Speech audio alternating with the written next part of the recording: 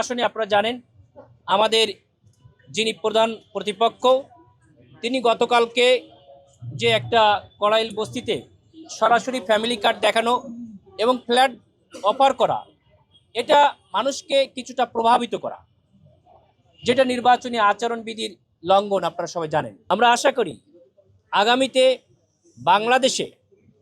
বাংলাদেশের জন্মলগ্ন পরস্পরাই যে পরিবারতন্ত্র স্বৈরতন্ত্র একসঙ্গেই চালু হয়েছে, এটা থেকে মানুষ মুক্তি পেয়ে গণতন্ত্রের দিকে ধাবিত হবে ইনশাআল্লাহ।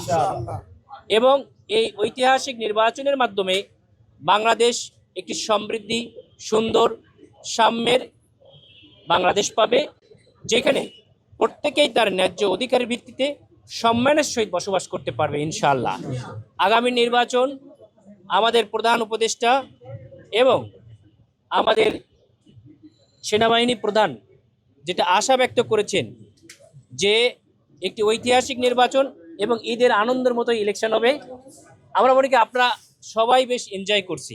এই যে একটা পরিবেশ, অতীতে এই পরিবেশটা ছিল না, যে নমিনেশন পেপার জমা দেওয়া, সব ব্যক্তি বা দল সবাই মিলে তাদের মতামত ব্যক্ত করবে, আমরা মিছিল করব, আমরা যার যার মতামত জানাবো, জনগণের কাছে যাব, জনগণ আমাদের কাছে আসবে, এটাই নির্বাচন। এবং এই আবহাওয়া একটি সুন্দরভাবে কোনো রেষারেষি, কোনো মারামারি, কোনো কাটাকাটি এটা হবে না। আমরা পরস্পর সৌহার্দ্যের ভিত্তিতে যার যার আদর্শ তারা জনগণের কাছে আমরা তুলে ধরব।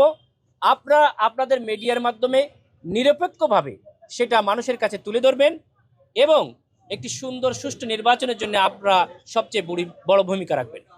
এরই পাশাপাশি আমরা আজকে আমাদের 17 আসনে আপনারা জানেন আমাদের যিনি প্রধান প্রতিপক্ষ তিনি গতকালকে যে একটা কড়াইল বস্তিতে সরাসরি ফ্যামিলি কার্ড দেখানো এবং ফ্ল্যাট অফার করা, এটা মানুষকে কিছুটা প্রভাবিত করা, যেটা নির্বাচনী আচরণবিধির লঙ্ঘন। আপনারা সবাই জানেন। এটার জন্য আমরা সে যত বড়ই হোক না কেন তাকে অবশ্যই আমাদের আইনের ঊর্ধ্বে কেউ থাকবে না। ইভেন আমি হলেও থাকবো না, আপনি হলেও থাকবেন না। এই যে আইনের শাসন আমরা নিয়ে আসতে চাচ্ছি, এই আইনের শাসনের জন্য আমরা লিখিত আকারে আমাদের একজন ভাই আজকে আমাদের এখানে অভিযোগ দিয়েছি। আমরা আশা করি নির্বাচন কমিশন বিধি মোতাবেক সেটা তাদের যেটা করা দরকার সে অনুযায়ী যদি পদক্ষেপ নেন, তাহলে কোনো দলই কোনো ব্যক্তি নির্বাচনে বিশৃঙ্খলা করার সামান্যতম কোনো সাহস পাবে না। একটি সুন্দর সুষ্ঠু নির্বাচনের মাধ্যমে একটি সমৃদ্ধির বাংলাদেশের জন্য জাতি আজ তাকিয়ে আছে।